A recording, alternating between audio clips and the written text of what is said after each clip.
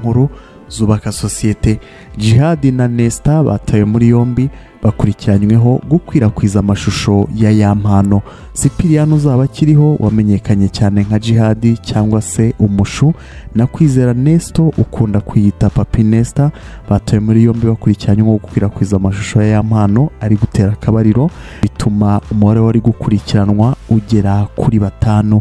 Ni amakuru yahamijwe n'umuvugizi w'urwego rw'igihugu rw'ubugenzacyaha RIB Dr Murangira Bitseri wahamije ko kuri wa 26 ugushyinguwe na 25 aribwo bataye muri yombi abasore babiri bakurikiranywe gukwirakwiza amashusho ya yampano ari gutera akabariro. Umuvugizi wa RIB Dr Murangira Bitseri yabwiye igihe ati nibyo bafashwe bakurikiranywe bafunzwe, ibintu bigomba gucika. Ati tuzakomeza gukora iperereza rizajya rigaragaza uruhare rwe, amategeko azajya kurikizwa.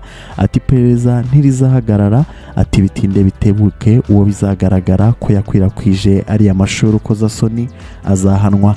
Djihad na Papi Nesta bafungiye kuri sitasiyo ya RIB ya Kicukiro mu gihe iperereza rigikomeje wakorerwe dosiye ishyikirizwe ubushinjacyaha. Urwego rw'igihugu rw'ubugenzacyaha RIB rwatangiye iperereza kuri iki cyaha nyuma y'ikirego cya yampano yatanze kuwa 9 Ugushyingo 2025.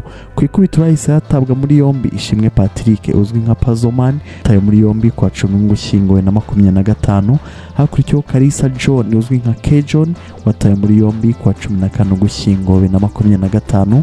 K-John na Pazo nabo dosiye zabo zerutse gushyikirizwa ubushinjacyaha kuwa 17 Ugushyingo 2025. Ni mu gihe iperereza rigikomeje ngo wagize uruhare mu ikwirakwira ry'aya mashusho abiryozwe. Kuwa 18 Ugushyingo 2025 RIB yanataye muri yombi Ishimwe François Xavier ukekwaho kwaka abantu amafaranga kugira ngo basangize aya mashusho ya yampano.